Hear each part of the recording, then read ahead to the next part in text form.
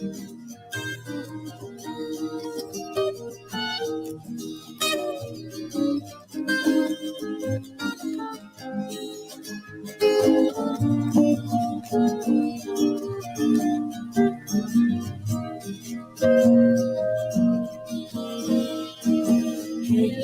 iloa koe mo onia, ake manongi te aha e te kita.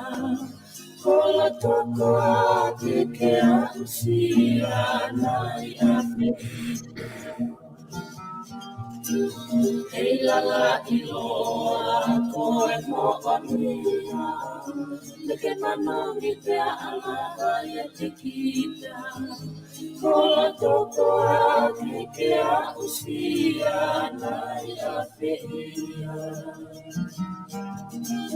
E kuhori ki me kakalamo ori, o ku iloia I no poni. Se te whakamu mo e whiri o I katangi ke whiori. E kuhori ki me kakalamo ori, o ku iloia I no poni. Se te whakamu mo e whiri o I katangi ke whiori. Si I moto e kakalamo ori, I sa whakamu peke o toi. Pehe ane mai o kuke iloi, o ke hoko kosi o to aito, I sinamoni o wa te ke o whai. I wish they a hulahi, e a te umale he e ku o whani anu.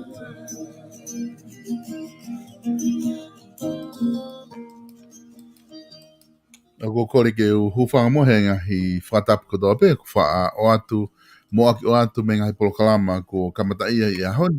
Ka ata mo e whainga maari e koe ni o e hoani ke hoko atu ai e polokalama koe ni. Koe tufunga fonua alo au ai a koe polokalama ia o ku whahoko atu maupe miheni. Pa mo PALOFESA ko te tā SIOSIUA LAFITANI pa me university ko ia o lo au. Ko roto ke taitai le rei ki mo tolu ko tā pē kainga, ko mo lava mai ke tau polokalama I ahoni, pēa pehe mo ki mo tolu ko tā pē te mo toku mamata mai ke tau polokalama, taitai le rei ki mo tolu ki he polokalama ko ia tufunga fonua alo au ki he wikeni.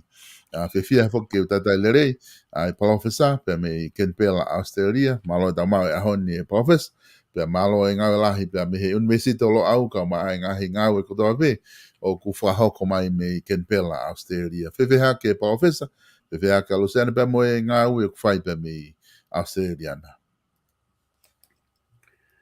Mahalo habito tonga. O kou korepe ke u whamalumalu atu he talamalu e whanua. Lotu pia moe ako ka e hoko atu e ta polokalama.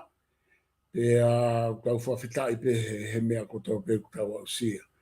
Ko ken pelani o kusai pe ko e maumomo ko pe to e foki mai ia. Pe mau uha lo vai mai eni hoko hoko. Weekend e tolu pe hoku whawhitai pe e tonga koe ke aha pā mai a tā whea ke ki mau tolu ke mau. Whainga tā maki ai neongo ko se whainga tā maki pe ua lo vai. Kau mau sai pe alusane moe whamiri.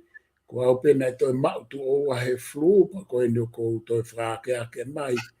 Ki hao pe me COVID, o whapeke ua toi au mai COVID ku. O se unga fo I flu koe ne ua ko ne hanga o mau kovia ki kākai. Kai whavo ki atu e tonga malo. Mo ne pito e PALOFESA ko tui ko e mea mahu I ngā pe ko na ne mau ko he flu pe ku kona ku ke hao pe ke asmo I rei mai pe pe lama mo ta polokalama he ahoni wha malo atu I whainga maari e koia lama ke hoko atu ta polokalama I ahoni foki e PALOFESA ku wai ngahi I tonga ku ke rodu ku ke o si mea I pe ko koe ahoni koe awha osien ke kau kantiteiti ke nau campaign I he ngahi wāhenga koe ne tolu o ku teu ke whahau koe nau whiriwhare area. Ai koe ne tuu koe ni he ahoni koe apongpongi malolo le rei kau kantiteiti pea koe aho toa pule lulu rewa o ku tuku rewa mea kotoa ke kakai koe au ku nau kau atu ke he whiri ke nau whiri whapapoto ko hai o ku nau pehe ke ne whawhawonga ki nau tolu he ngahi wāhenga tolu koe ni.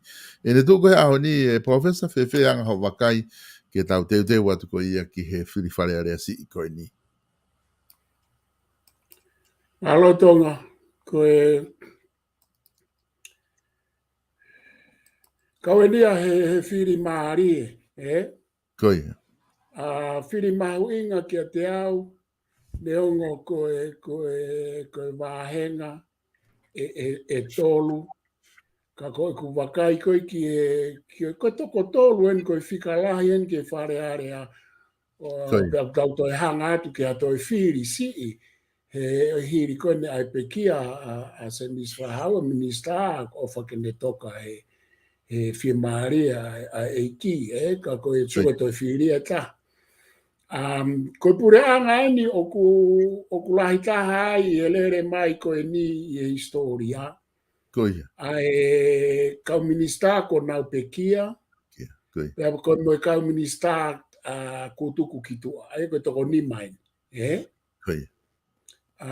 Kau tau whawhetai pe ko wakai pe o ku kei whanonga pe ai ngā aue ai pure anga pe tau whamalo pe neonga ngai kau pe au whewheka e tau ni.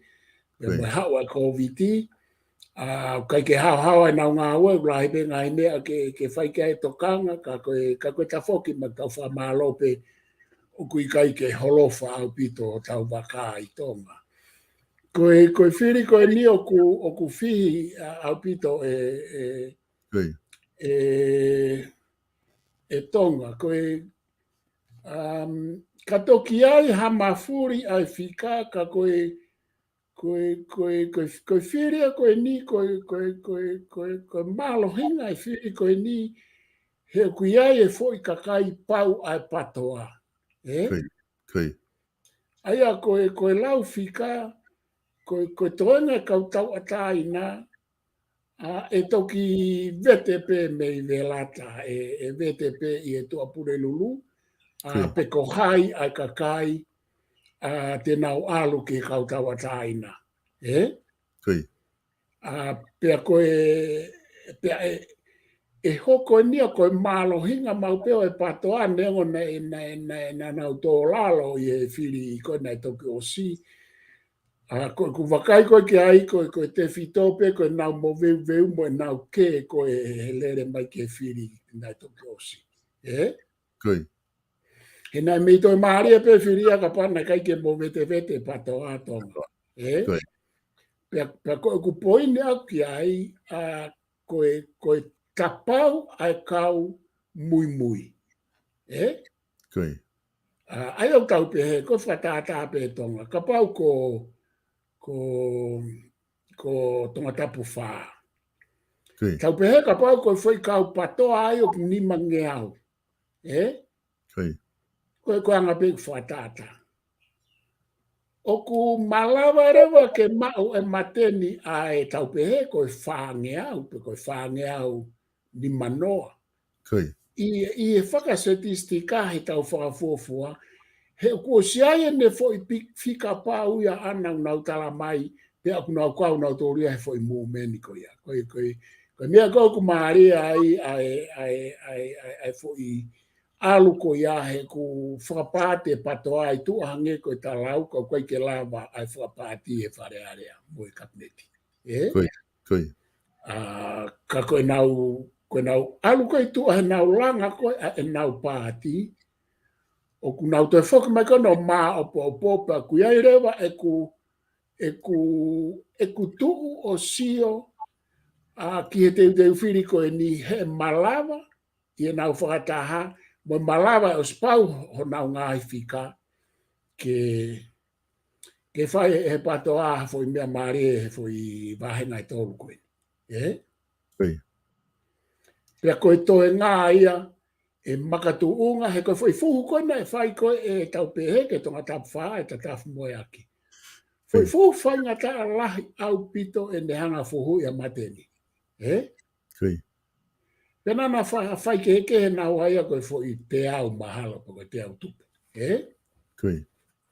Aia kanana mei na na whianga hangai toko ua. Koe tu koe taimini o kia kau tamai te nau he kai ke usio au ia te nau futoko lahi a kau tama koe ke nau ave fikaka e malawa ke nau kolosi holo i e u fika koe a William Takau. Neongo e tu uma upe fok tau pe he koe fo ni mangeau pe ni mangeau tupusi a matenia koe ke to ngau e fo ni mangeau ia koe ia. A pe koe nau to e whakataha koe ni to e tāna ke atu mo kau tamai na nau mawa e ua. Aia koe anga e koe ku wakai ka koe anga koe ka te o atu e tonga e kusio. Koe kusio koe ki tonga tapu whaa. O kou aluange ki a William Takau. Ie uhinga koe ni o ku osi mata e au ia ai umea na whai e mateni he taimina ne ngā au e ai pia ne minista me taimina nau pure angai. O kou whaamau ia ke hau ha toto fo o ha new blood he tala noa te mokara. O koe ke uhinga nia koe ku pehe koe ku whehia ia mateni pe koe patoa. Koe ku sio pe aku ia ki he fo kau tangata maho inga ke tauhanga tuku nau toki loto ke tau sio ki hanau ngā aue mai lelei ai tonga tapu whaa. Whakaluku fua. Aia koe ku wakai koe aku ki ai koe ku wakai koe whaafofonga pa ka pāhe kai ke tonu ka kou pehe koe whaafofonga mata e lelei ke tuku ki loto me tonga tapu whaa ko mateni ko William Takau. Ke lawa ke tau kei mo tau sio ki he tō taha koe ni i hane ngā ue pia te tau toku whanonga atu ai.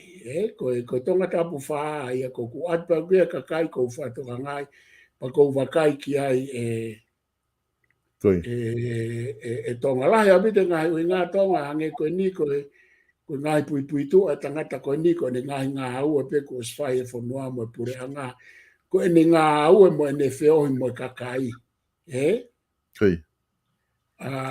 Kau me ngā mea ke o ku whiri ai he kakai hataha i he tau hau koe ni tuku ke heange ai patoa ia o sfatapau pe neongo pe koe ha e nau kau whawhawhonga i kai koe ke nau mawa ua te nau ke i whiri pe patoa ia ai. Pea koe mea ia e tonga o ku iai hono mata mama ana ia koe hinga koe te mokalati. He kai ke tau whiri pe tatola pāti e taha pe koha toko taha neongo ka pau koe ha ngai whia lake e toko taha koe. O kui kai kia mea te mokalati ke tau whiri pe ai neongo pe koe ha. O ku tau whiri ra tōru he pāti ke mo e taha ke koe anga ia e lau maari e tau ataina te mokalati. Ka kui kai ke pehea tonga ia. Koe patoa e whiri pe ia he patoa. Aia koe wha ilonga ia kai ke matu o tua te mokalati ia i ene pehe. Pa koe nau whenga foki ke lava ke nau mo ui, koe nau whenga foki ke lava ke nau pure anga, koe nau whenga foki ke lava ke whahoko e nau ngai visone koe nau tala noa. Ka ta foki mai e tonga tahau ke tonga tapu ono. Koe tonga tapu ono, o kou wakai ke ai, koe tama koe o ku mata kou pehe, o ku sai ke ave ki loto, koe tama koe ni ko sione fifita, ai pou walu. Aia koe ni blood pe moia, o kui ai pe o mea o kou sio ki ai koe ke nea o he ne ngā aue ki he community o hange ko William Takau. Ka koe tafa aki koe ki he pure anga mo e whaka ngā aue o ku mālohi apito ai a pou walu koe ni. Koe toi koe ne whiohi mo ne ngā au mo ne lawa au ke loto e kakai koe ke uhanga whakapapau i ai tuunga ko ia i ne tuu koe i e tonga tapu ono. Ka koe tamai ai taha koe tama koe kau tama ia koe usio koe kau tama le rei ka nau ka topa koe kau tama Ange ko viliami mo mea o kunau ma o ngai ata mai fo o kunau tu tau ataina he nau whakakau pe o kumalohi e ngā au e mai tau kei whakangā au e ko na i o kuia nau tolu malohi anga e tau kei a whakangā au e a William Takau ke community ko mea ia o ku ikai ke fu malohi pe he a sene fifika. Ka koe toenga koe u mea ai koe ko lawe ki ai for all new blood ngā au e malohi ata mai ia tau ka vei mo u tu uni ai la mo ko nistu tone o ku ke hao mai ngo tama ko ini ai ko mai ko sio ko i hanga pe ku whakau pe ke mahu inga a whakalu ku fua ko ke sio au whawahenga ko sio au ke whakalu ku fua a nengo ku ai nau whatongia ki hona unga ai wahenga ka ko nau kain ko nau huai ki wharearea he ko nau hu na to ki wharearea o ku ikai whakangata e nau ngā ua nau toluia ki ho nau wahenga.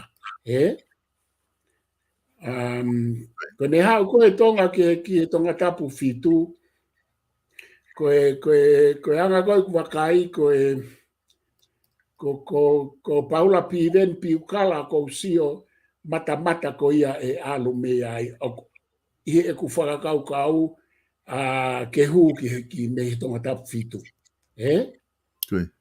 Aya koe ku ma o katoa nga he mea kona uhinga ke ai po te pe mo mea ke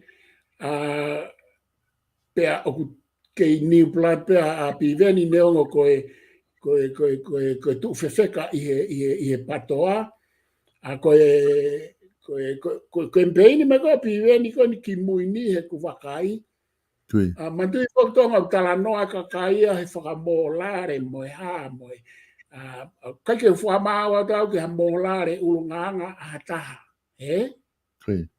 o ko sio ke to ko no ngalia tu ko fua mau pe me asimai e na tu ko mo ui mo na ngai poini ko o ko tu ko atu ki campaign ko piveni ko controversial candidate here o ku fi abito ai talanga iko o piveni pe oku kiae o me ke mo ha mo o me famolare sai ka to pe u talanga ko ka ku te ke famoni fakalao ha me aya ke te au ia mo me famau pe he ko ke la ia ke famau o ko sio pe ia ke ngai kwala ti fakanga u fakaitu ku mo ui mo faka campaign ai ka tama ko ni totolu ko ni ko William Takau mo Paula Piven ko campaign lahi ana wa ki kakai i fo i ha ko ni fikaua tu ki ai a sione fifika pe ko te wakai ko ke ngo tama ko ni o hoko fo i lili mo ui ia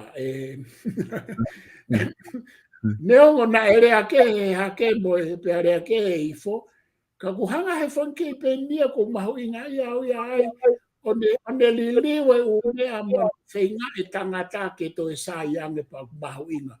Pe koe mea e taha, koe katoa to tolu koe ni, ko pivenia ko siatu tene hanga o fogotu o ngahi whakakau ke ngaue, pe mo e whare area, neo koe neo ngahi mea nau koe ke utu iau ki ai. Ka koe e malawa e pivenia ke ne hanga o mai e umea ia, o te siatu ki tau koe ke ue ia i whare area pa mohe lau, mohe ko ni stu tone, e kaurerei pe ia ke ne hanga o whawhangu e kautaki mo whawhangu e whonua, koe he kai ke lawa pivenia ala to riu ka vai katoa fu sistemi, he ko akris pohi vai na iai mo fu tau e fia, ka e lawa pe o aluatu o wei, moa, koe tau mea, mea mo ko mea ko mare ia he ko mare ia he foi campaign ko sio ki campaign ko na piveni ko mare ta he campaign ko fa hinga ia tonga ko te ke sio ko asma na campaign ko ke lo ma na campaign plito ko hanga fo ko ta mea ko fa muy he ta programa fa muy o firmau ke na asma ki muri ko ta tolo ko ta ka inga tonga pe ku ta uri ato panga ke fai ake na campaign mo mea ke nau ki whaari mai ka quantitati ko ni te kai peke tau sio tau topu o whea kwa nau tō. Kai. Ko William Takau pe ni mo se me fifita mo pi veni mo me ko ka tama pe tau lava o ilo pa te tau whamao atu pe ke ka tama ko ia na wasi mai. Ka ko fast ka favo ke to ko mare pi tau ia he campaign ko pi veni. E ko sio ka pi veni.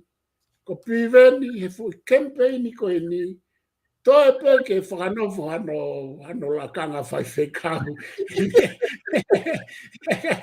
E ko sio ke, ora pe ko sio hake ha campaign ha tama e nau tolu e ko sa ia sio e nau campaign ke mao a whafufua ke sio ke whiri mo e tatala noa, Kai. Pea ko sio ko nau ngahi mālohinga, o toko tolu ko ni ko sio ko nau ngahi vai anga he nau campaign ni, Kai ke ulawe atu ko nau ngai vai anga te ulawe ko nau mālohinga. Ko tama ko sene fifita. Ko no mālohinga ni hanga vete ai hanga whai ai pure anga. Te fito i he patseti mo mea whaka ekonomika. Pe oku mā opo ene ngā mahu inga ika te au hatangata pe he. Ki he i he whare area. Ko mālohinga e sone fifita. Ke wakai ke ai tonga tapu ono. Ko mālohinga ia ke whia mau hakau tangata pe he ia o kunau ilo e whakaiki pa ko suna whiwhika o kai ko hata mau ne alo whakawhahai e ne whahinga tala noa ke alo pe he o ku whawhepaki ke pure anga pe ku kau ke pure anga ko tamau analaiso tau ata aina ka aku alana alaiso whakaiki iki i loto mo tua ai tau mo ui mo anga e wha ekonomika e whonua mo ene whekau aki mo uke mea ke hepe mo anga mo ui whapatseti.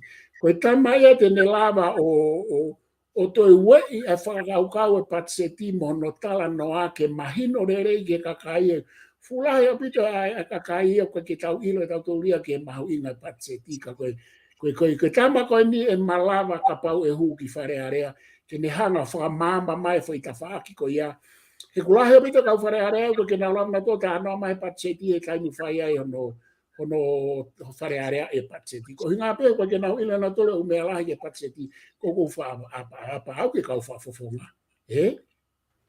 A ta hao ke mālohinga o Paula Piveni, ko ta anoa ko na ngai mālohinga.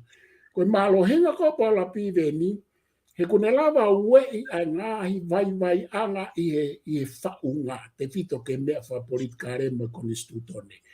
Pea o kuiai pe mo ngahi mea eu ne wei e iai au, koe ke whie mau ia ke wei, ka kuiai ngahi mea au ne hanga wei, o whie mau ke tau tokanga ki ai mo tau sio ki ai, ki he lere loa ai whaunga. Koe mālohinga ia ko Piveni. Pea elelei au pito, koe kau tama ko ni ka pau te nau tō e tonga.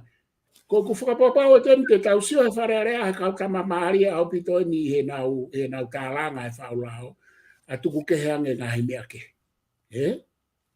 Pea mo ngahi ilo loloto o kuia nau tolu ke u mālohinga kono kou tānoa ke. Ko tama koni ko William Takau kono mālohinga ko ne hanga whakatahata hae e u mea o sio ke he nau whekaukau aki ai whonua ai society, ai lotu, ai nofo ai kakai, o ku mālohi ai hao ke whāmiri, ko sio ke tama koe ni ene campaigni ko no mālohi ngāia. Aia koe toko tolu koe ni te nau lava o ave ngāhi mea ke o koe ke nau ave ha mea tatau ki whare area, pe a koe kai koe kau patoa ke kātoa, pe a kutu ke he pea sione ia whiwhikai, a tu ke he pea William Takau koe ke nataha naua ia tawhaaki, tu ke he pea Pivenia mo e patoa. Koe anga koe kusio ki a kau tangata ke nau o atu ha mea make heange, ha mea mahuinga, ha mea loloto ke whare area, mo we e whare area mo e whonua, mo e kautaki, pea mo e mea kotoa pe ke lava ke whie mau ke oe o hange kau ku tau iope, mo tau mohepe, mo tau pehepe, okay, ikai, o kai ke mo uileleia e whonua ia mo tau pureanga. Whakatu i konistutone te mokala ti hanga kuaka. Ikai whakafoke atu e tonga, Mo e bito ai whamatala ko ke whai PALOFESA, pa ko tui mahalo ko ena ku ke o mai ai ngahi makatuunga, pe mo uhinga, o ku ke whakaukau ai ko e ni ihi eni ku nau tai mua. I he lere ko ia ki he whiri ko ia ngahi wahenga e tolu ko ni o ku whai ke ai tala noa. PALOFESA ko ne tufu ke tai ni mi, ko ne lava pe ai whiri ko ni hangi toi mo whiri ko ia tonga tapu walu, ke whetong ko ia minista ko ne malolo. Ko nau lava ka kato pe mahalo ko ne ka kato ia ho tau wharearea ke tau hoko atu e. Ai ka he ngau e whakapolitikare ko ia o ku whahoko ko e ai. Ka koe, te aha mea te ke loto ke tānaki mai i he whiri pe te ki hoko atu ki ha isio e taha. I kai kou tā monua te au ki kau kantiteiti ko toa e tonga, e? Ia kou kore whamore atu pe i ku atu akuia e ku anga e ku wakai pe ia aku whatau tā me lo aupa ku kehe pe wakai ia PALOFESA na fuatu hua kau me toina kau lo au mau pe nolo anai he taha e tonga ki he whirisi, e? Pako au o kou tataki, ko e kau pe nolo, ko e taha me tonga, mo e ua me sene. O ku ke tatau e mausio mautoko, ku sio au kia koe niu ke he au pito ia, ka kou whaapa atu pe au ia ki e kau kanditeiti kotoa, kou tala monu atu, o malawa pe ke uhala, malawa ke utonu ka e vete pe me velata, vete he tua pule lulu. Ka kou tala monu ka atot kore whamore ka ki mautolu ka ke ohanga o hake o mouingoa, ko hanga aina e kuwhiri a kupa ka pau na itonga kau he ngahi mea koe niko e kuwhiri ia. Ka kou whamatalai e ku uhinga ma ai lelei koe ai whare area mo e whonua, mo e umea ia ku whemau ke whawhangu he loto whare area e ku ange ko kai ke asma ku whanga au e mea ai. Ki he mo ui lelei ai whonua mo e whaunga. Kai whawhoki atu tau. Mo ni apito o guai issue o ku na tala noa i he whare area e PALOFESA, ko issue ko ni ai lahi ko ai alu e kakai ke ngai whainga maari e tori. Lahi nau alu ki muri ngai whainga maari e tori, ka si e kumi atu koko e kaurei pa hawa whoke pōtā ia, ke whoke atu koko ai ngahi waka meiri mo mea ke whai koe ngā ue ngahi hotere mo ngahi whare talefononga mo e whare kai mo ha. Ko lahi toko si i whiu kumi holo ha kau ngā ue ia, ku ose kau ngā ue ia ko lahi taha ia ko o ia ki muri, Australia mo New Zealand, i he polokalama tori, ko ngā ka polokalama whukeni ku mao e nau monu ia whapaanga, he taimu nau hao i koe ki muri ni. Ko u whehu ia tu ko haha o wakai ki he tuunga ko ia te tau alu ki he koviange ko ngā lere e polokalama ko nipa ko ki mea whakataimi pe ia ka tau whokpita tolo no molo ko ngā he ko e whaau ngā i beka ka ia ai whainga maari e ko ni ki he tori. Ko tori a tonga. Ko polokalama ia ko ke ilo au ia poko hamena e kamata ai poko hame o ke ilere ai. Okay. Ka wate pe ngahi uhinga ko e nipa ko ustala noa pe au ia ki polokalama ko ni whema o ke taofi. E ko whehui ko ke o mai o ku asi mai ai kamata ke ha upe hono ngahi nunu a o siai hono ngahi nunu a. Ko tono no ko a pure anga mei he pure anga kimu a wa mai ke he pure anga ko ni ko e tau pehe o ku mao mei ai e se niti. Koi. Sio ko foi tono no whakae sio i e whakae waka ia ke te au. Kairewa ke tauhanga o sio ki he u mea kehe o ku hoko i he tauhanga whai e foi tutu umi ko e nimo e tautari e ui a Australia mo Nusila. Koi. Ko e whehu i. Ato e whehu i koe ni. Ko ha mea ku ui ai tautolu ke tau o mai o tori foi akau. Koi. Kai ui ai ka kai me he u whanua ke he me ue si te ke nau o mai nau tolu i skilled migrants category. Koi. Ko tariko ki ai ko hono ngahi pe e tau tolu e New Zealand mo Australia ke mahino ko tau ata mai o ngata pe he tori fo yakau. Tau ka anoa mahino tong. Koi. E kai ke oange ha whainga maari e ia ki New Zealand mo tonga ke tau o mai e tau whanau ako ko osme fo mono, whanau ako ko e tau skill me ngai a pea ko tertiary, ke nau o mai o hoko atu hanau ako heni, ke o mai ha fo i toko fia. I kai. Awe e si aina. Anga si aina e ka mata whetuku e tau tamai ki o awe ako. Sanke ha tamai e rea nga si aina e he nau hu mai. Koi. Koi. Ko tau tolu, na e omi e kau ailani o whaka ngā au e tori i he senturi taha walu. Taha hiwa. Soange, ta wā man ke senturi wa taha, o kei ompe tau tolu ke tau tori foi a kau. Ka koe whanau koe atonga ko kānoa mahino. Whanau tō lahe ka o mātori ko ose nau form 5, form 6, form 7, pe oku nau malawa ai unga au e ke nau o mai i skilled migrant, not unskilled migrants. Koi. Aia koe tari koe e pure anga ki mu apea tau tari koe ngahu mau mai mea e seniti. Pawhetai mau mea seniti. Ka koe hanga e tau tolu o toi aipe tau tolu ke tau aluhifo ki lalo. Kai ke tau hanga tau ka vei mai me ki New Zealand mo Australia ke o mai hatau wako. Hatau whanau na o mai o wako ngā ue. Koi. Pea ko, ka pehene Australiania. Tala ia ki Britania, pea tala ia ki Afrika, pea tala ia ki Asia, ke o mai kau skilled migrants. Kai hae Pasifiki. Tala ka tau tolu ke tau mātori foi a kau. Koi. Kau whanau nou tonga. Pea hoko rewa o palo pare malahi whaka uri a talo o mai tori foi a kau, koe ki toi whaalau aku tau os mea i kātoa e o iki. Pea moe pure anga. Koe whehu i, koe hae mea o kau kei whaia e mea koe ni. Koe ui ngā pe koe seniti. Koe sio maulalo tahaia e hapure anga, ke whakamau i aki ano kakai ke mau hanau seniti, kairi aki ai toenga u palo parema, a e nia ku ke hanga o mai e tonga.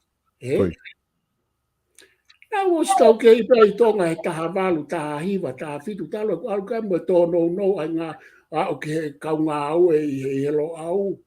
O ware pēo nau nofu nau tolu nau nau tohe tori.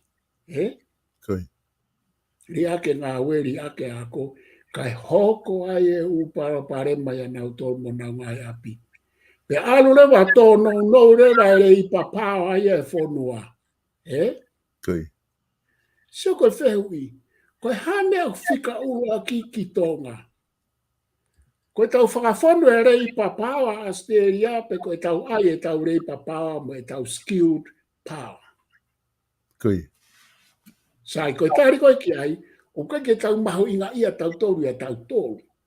Tau hanga tau tolu o whakalato e whiema. Koe Australiani ia, tonga.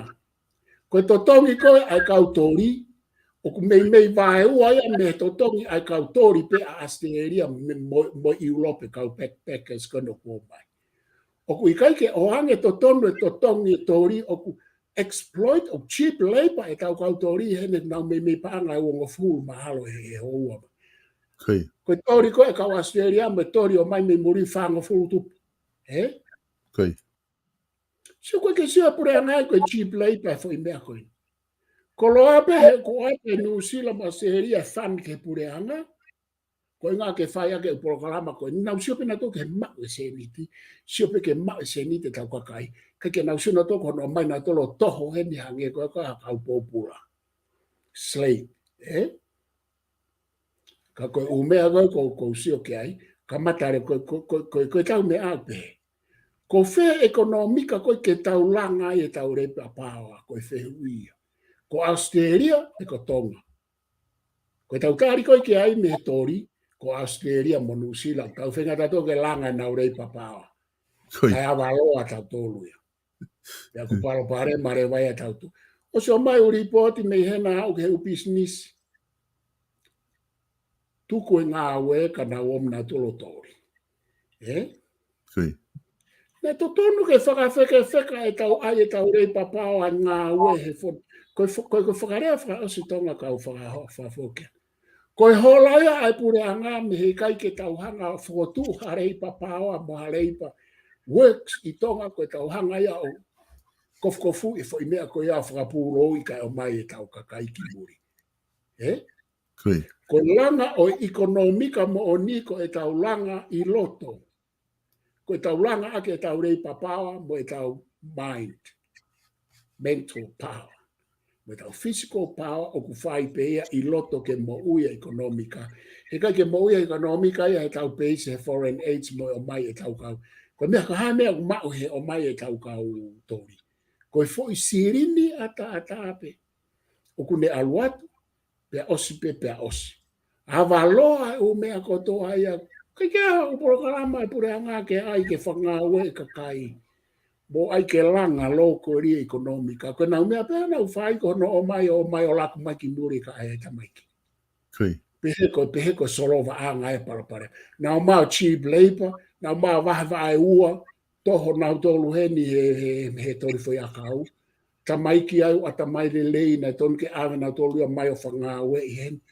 Koe kia haloto lahia mo hata mai tau kau taki ke nau lea mai ki Australian mo New Zealand. O kui kai koe mea ena mau whi mau ka mau kakai. Koe nau hoa tu pia nau tolu tamai na to. Iyo at nau tolu toho he na sai pe ia. Koe. Koe whoki atu tonga. Koe palapare malahi whogeni e palofesa. E palapare magoni oku hanga ke kia tonga. Koe pick up whoke issue a koe ni me wharearea. Na nau discuss whoke ngahi ripoti. Pena e mention e issue koe ni me potunga au. Koe o e whewhakatau aki me whakalakalaka wha ekonomika. Koe ngā koe ai whoke e nau statistic a nau doluia. Ki he taimi o ku tō no ai koe ai. Fiu kumi hakau reipa I tonga e palofesa. Ke whai hole u reipa he hau koe ngahi waka meiri ma ngahi mea koe ia. Ka ku osi whoke tau kau reipa to tore I he POLOKALAMA. Koe mea wuk mahu inga kone ku ke tānoa ki ai. Ke whatonga he kakai. Koe POLOKALAMA tori o ku antaia I he unskilled labor. Aia o ku hao pe ia koe lewa. He koe seo ke he tawhaaki koe ni e palofesa. Koe taimi ko ku hao ai kakai I he skilled labor. O ku pau lewa ke area I e nau relocation allowance a nau dolo. Ke te aloatu koe mo te family ku area I lewa ia ke ai te relocation allowance. O ku ai moe ka ui he package to tonge te accommodation ka te aluki ai. Koe moe hafua settlement allowance moe hafua. Ka te alu rewa ke whanua ko ia mo skills o ku te mau o whai rewa ngā ue ai. Koe whai kau unskill ia koe ni, koe whai alu ko he tori, nau tu hawhoko alu totongi e mea koe, ai nau tu totongi koe nau airfare, tau atu me mea lere, awe na tau me malai wapuna, mo nau alu ko no whoko he no anga, koe toko fiha ku nau wahe fi ape tahata ki tola te au pe fiha. Hafua u whamore mo no awe na tau ke ngā ue mo whakafoki mo umea katoa ko ia, o ku waki tō oi me nau wahe. Ka pako nau ogo mahi. Koe o mea koe ia tonga. Ko ia. Aini kou tala atu koe foi exploitation neni. Ko ia. Na e hanga he tu i o whakaata ke tau o mai ki muri. Whiunga pea koe tau fufua migration mai a ke tau si o manga. Koe tau whangata mai me tau whangakui e ono ngofu, whitu ngofu. Ko ia. Os whiunga ia ai pea, os whiunga ke toi whai ha work migration pe he scheme pe he os whiunga. Os kone tau tolu noa whanoa e tau nofo muri, o totonu ke tau wako heni pe ako atonga, pe o mai atonga, o mai ke o mai he kulahe ako ai tam. Tuange mai me toko tolu wafe he tau koe osi ai form 6 mo form 7. Koi. Koe hae whahinga mea ko ia. He ku pe he heni. Ikai ke tuku mai form 6, mai form 7, aini mai form 5 o ave o tori foi a kau. O ku tuku mai na tuke ngai POLOKALAMA ke whaka na o mai o lava Hook University pe a ko iho na wata mai ke na lava whaha o ngā ue. Koe tūtoni ma ulalo whakapo uria Ko tu nia whakakaukau slavery mentality. Ai ko whai tonga. Ko kanoa mōni.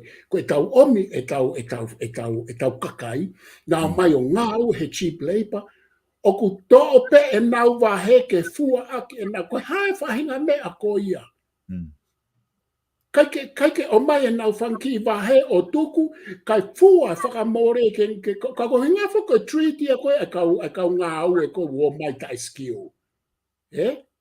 Koi. Ko kau vare. Ko polokalama ia se rea ni ko me ka kai vare ko ke nau lava ako mo lava skill ko uhinga ia o mai kau tori. He ko haka vare tau tō. Ko mai tau whanau ko ni ko mātori ko toko rahi tahe nau tōlu ko lava nau from 5 from 6 from 7. Koi. Ko where wa pureanga pa ko lea ko ke pureanga ke nau whakau ko i whewheka mea koe. Tuku ai ata mai maulalo pe heke o mai ho tau kai ngā o mai. O soa whehu iau hene universit whafonua ko hae ksio ke tori ko tango polokalama ko au whemau ke ta ofi au pito. Koe ke iloi pukameo ke i tuku mai a kakai.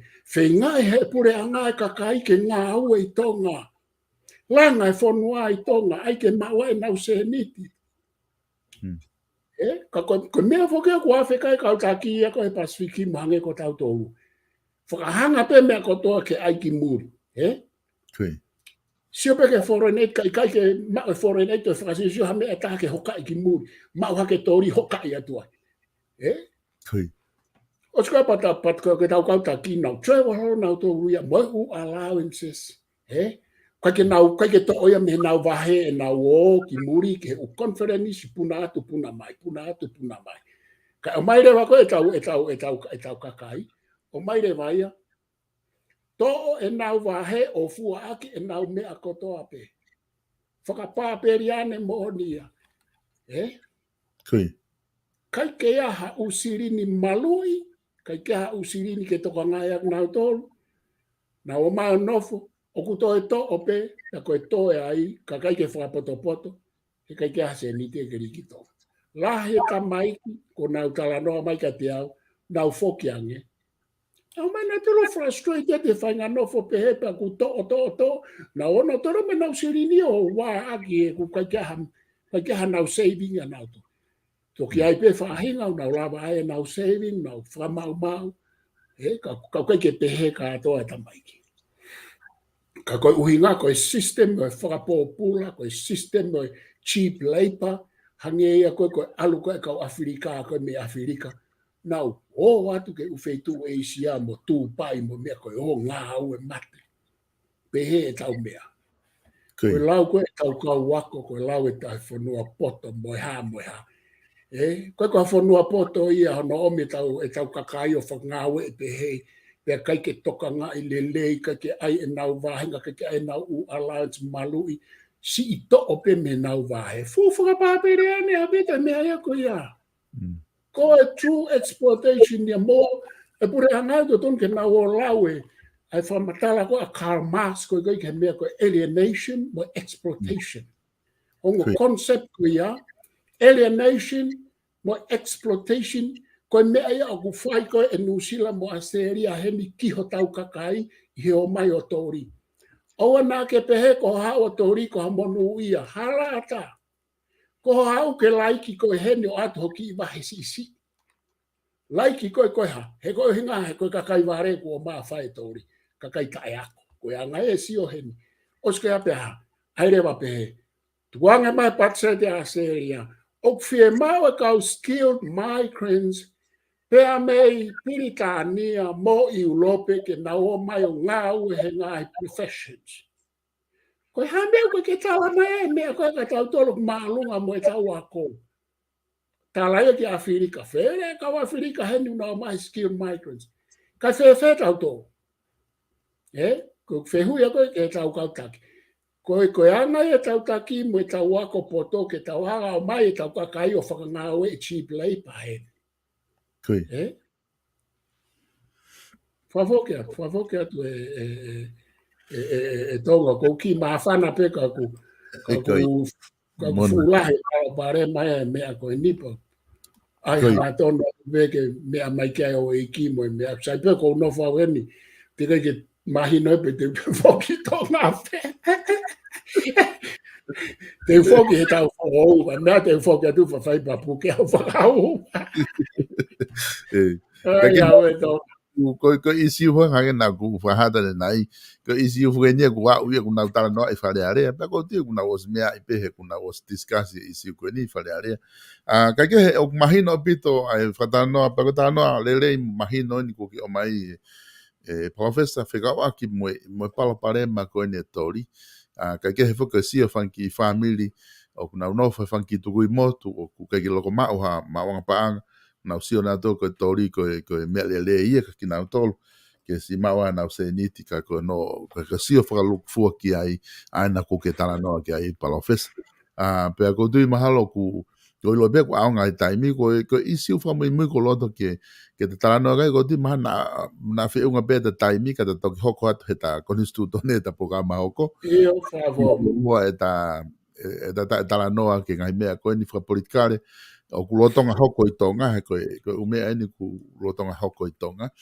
ko isi fa me ko loto ke mensa ke ha wakai ki ai os mahino fo ke hopo ko na akosida molavu tari he tangi ke kanseri a tu uni mo na me ko toa ke foki ke fra mawanga ke Supreme Court pe mo ha fu ngai fra matala ko si tuange mai i he hopo ngai pepa ko hopo tuange lavu ngai POLOKALAMA o fai moia ko lo ke e ke tu ka ko i ho wakai ki ai ka pa ku ke aha taimi ke follow ai o me ko i ho wakai ki ai o i lo be ko e palo parema system fra mauanga ko ha palo parema ku lava ke tala he tainimi o tau hanga i moia he tau system fra mauanga ko uhi fo ki PALOFESA o kulahi fo ke pehe ko ne a ko ke fra mauanga tangi ko ai be ki me teknikale te hawai ko hopo ko ni no frai ki o ko kai ko me teknikale ko hopo ko ni o kulahi apita palo parema o firma o ke sio ki ai kakai i he tau system ko fa unga pure ni hono tolu ko fa mau anga fonua fe ho wakai ki ai ko ha te fto i palo parema o mahino ka tu ko ta ni mi isi ko ni Io ko mea ko firma api ven ke hu,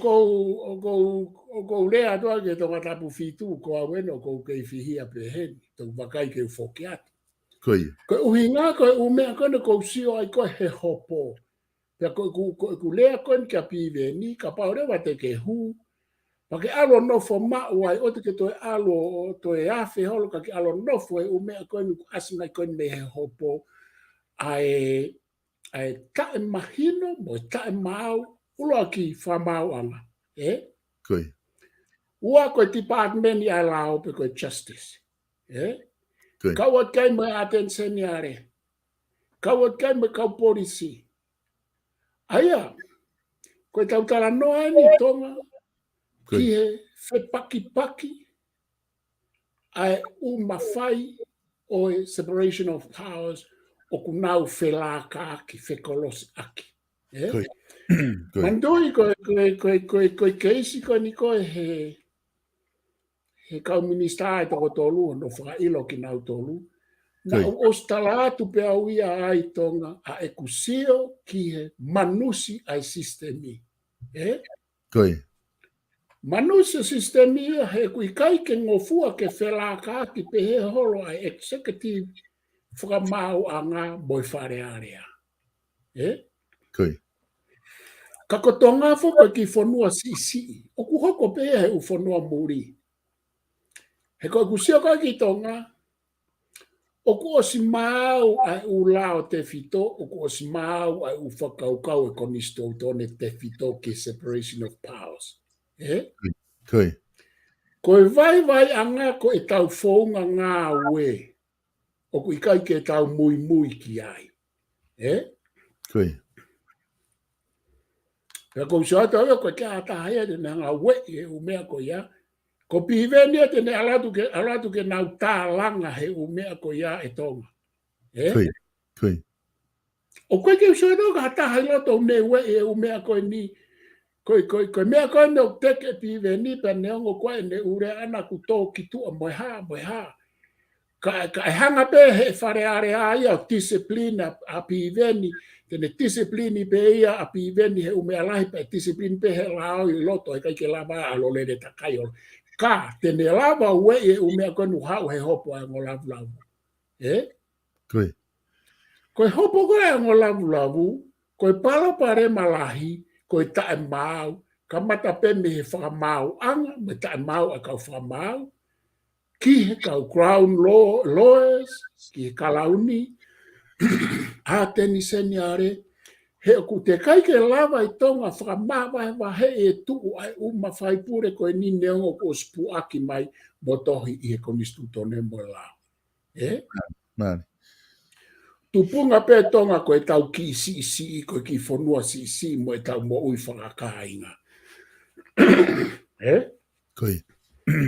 Ia e lele e mo ui whakakainga, kau te ai mono vai anga he taimu ne hopo mai ai, o whihanganga ia mo lao hau ia halakaka halo he lao pe he mea i tonga.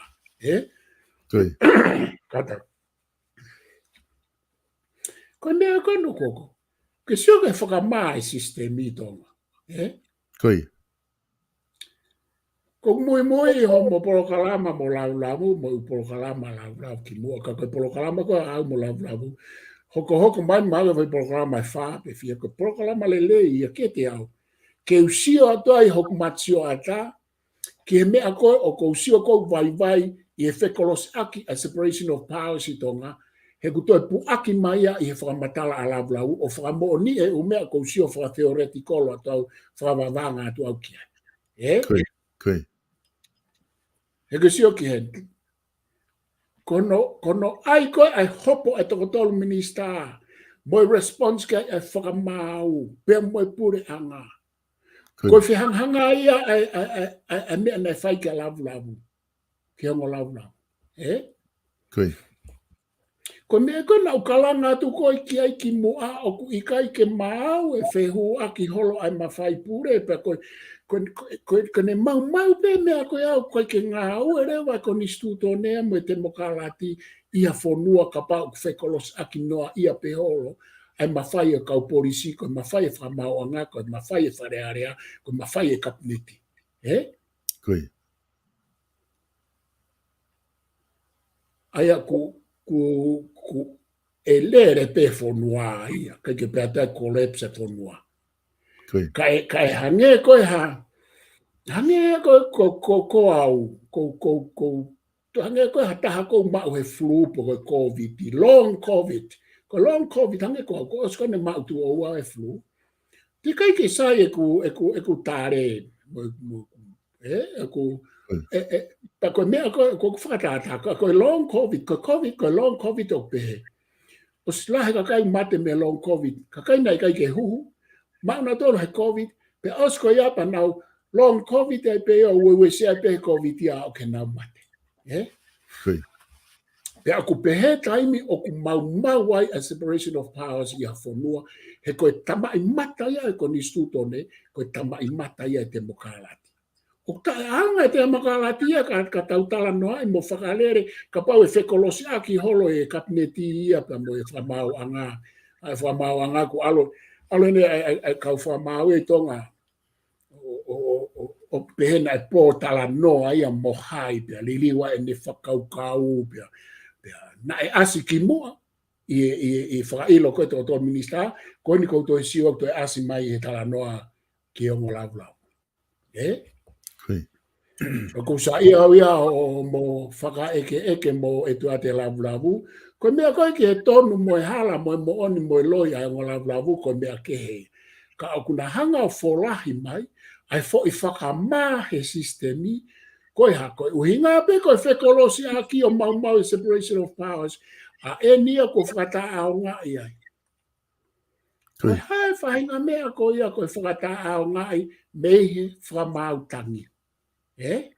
Koe. Whakata ao ngai ai whamau lahi, whakata ao ngai e whamau tangi, toi foki mai, ke sio ke corrupts a sistemi, a separation of powers, Ko uhinga ene hoko mea ko ia he oku holofa separation of powers. Fe maua tonga ke nau nofo i ono takitaha e ria hono sia kare. O ai whakawhaamiri, o ai whakakainga i lao he kuna whe paki mo koni amo tatau mo koni stutone.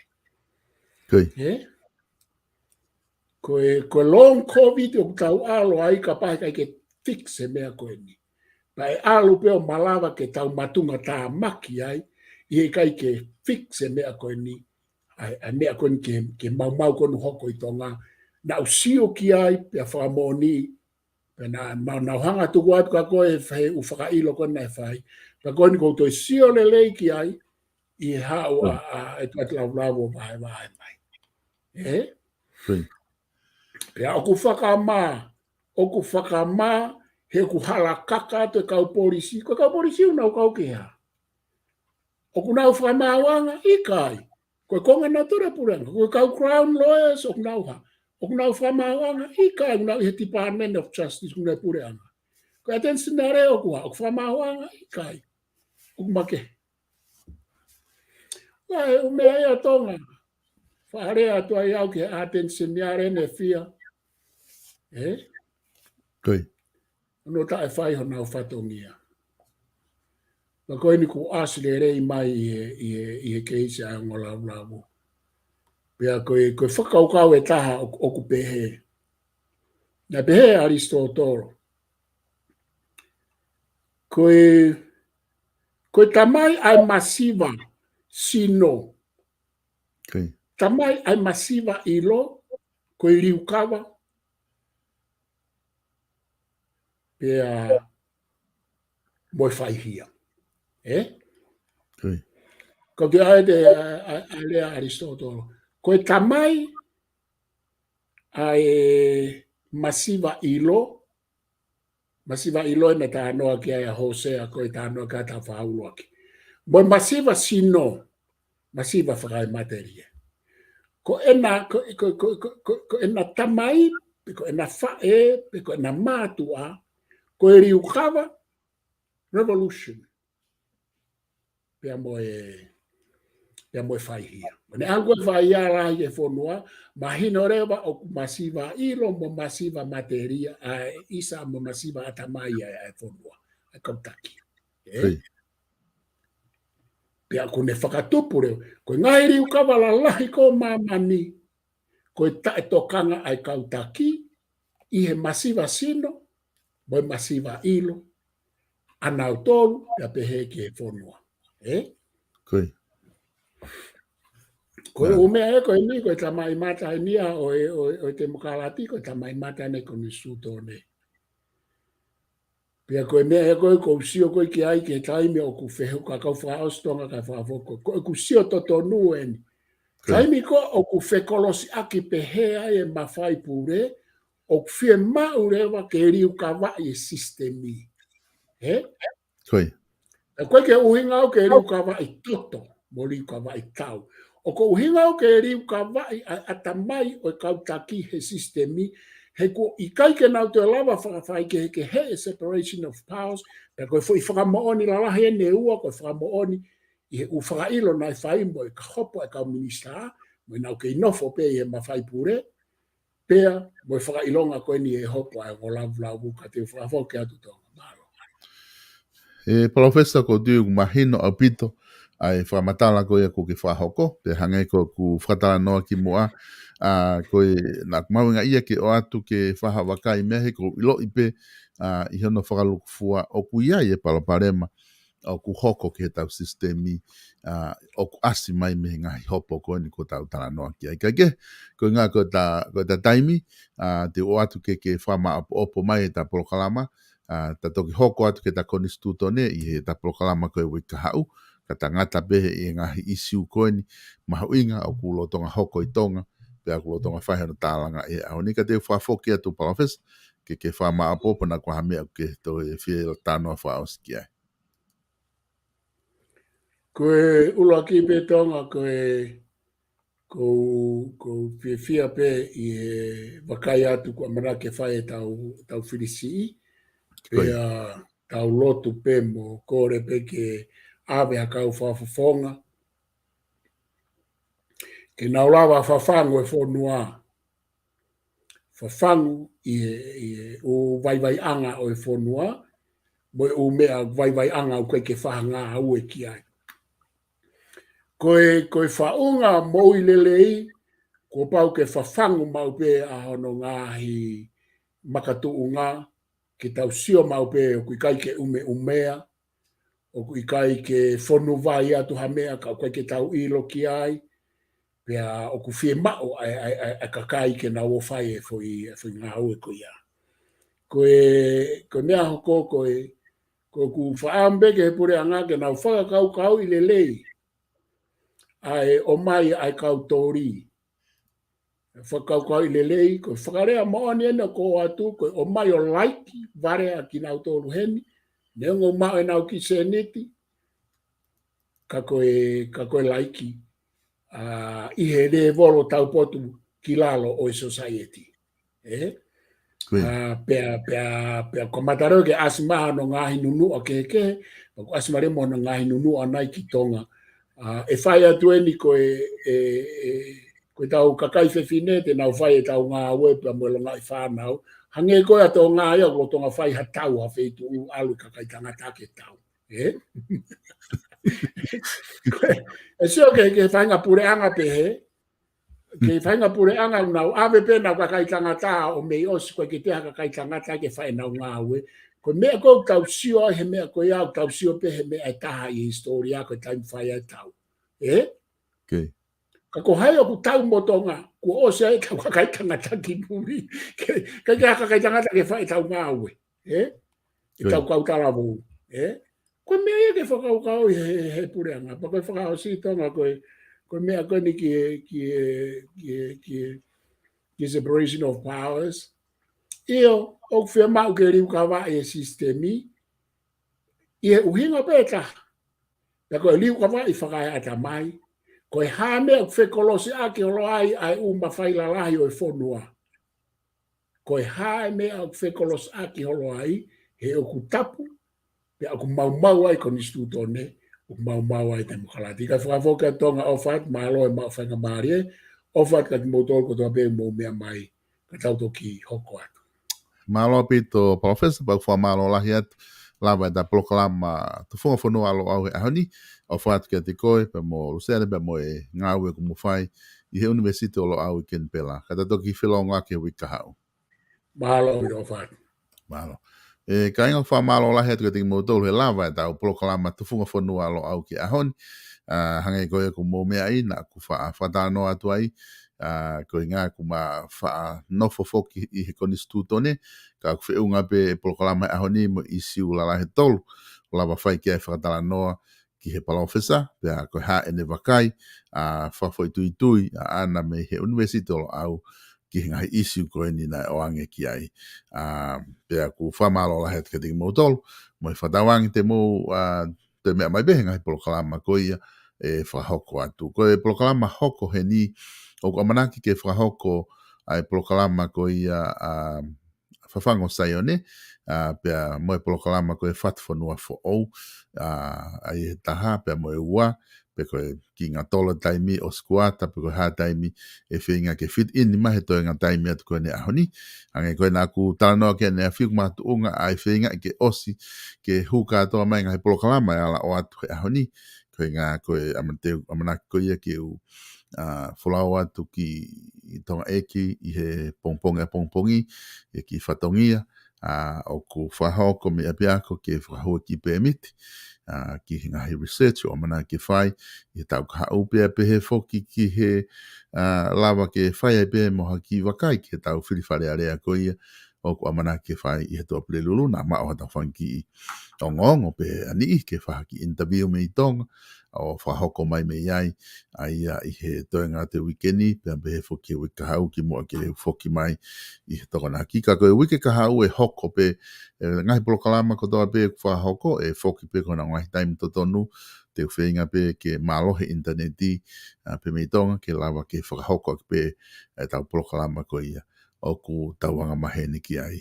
Ka ke, whamalo pe ke tau kwa sponsor I he lava ke nau tokoni mai, I he tau ngahi polokalama, ki he South Pacific loans, most delectable, pa malola ke te nau dolu, okay, firma no, if you're looking for loans or looking for money to cover any expenses, financial expenses, call 0800 88 98 88 and talk to Sitaleki or any of their staff, South Pacific Loan staffs over there. There are a few Tongans over there that can talk to you in Tongans. Or if you can communicate in English, talk to them. 0800 88 98 88. Lava ke ta, I he fika koe nā noa walu ngeau, walu, hiwa walu, ke lea ki he South Pacific Loans, ko konga ia, ngai fia mau e lao, he ngai tuwaki koini, hange koe South Pacific Loans, o fia mau ia ke whahoko, I he whaunga ko ia, I he lea ko ia, o kuiai a ngahi a lea pau, ai ko lea whapapalangi.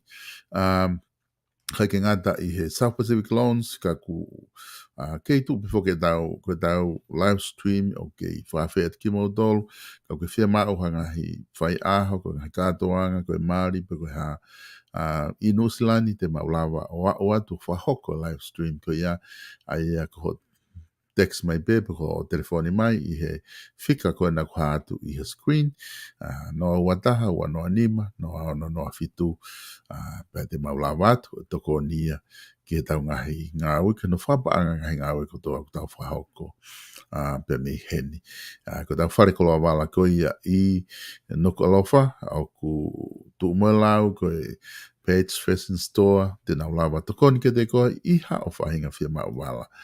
Telefoni I he ua fitu, tolu ni mao no, o ke lea kia taha I he whare koloa ke tokoni atu ke te koe iha o whia mau wala. Whia mau wala ke ota, koe ke mau I tonga, te nau lawa pre-ota wala koe hanga koe te unga maari ke tonu ngai saisi, te nau lawa whai kotoa, ai ngahi ngāwe koe ni maau, pia me tonga eki aia, ko o telefoni I he ua fitu tolu ni mano pe ko huke na Facebook ka page facing store and set page facing and set ko na fika I ko na Facebook ai te ke lava o talanoa I ke te kina tolu kake ko ngata ia da proklama ke hauni da hoko atu pe me fafango sai one pe he foki ki he whatafonua fōu.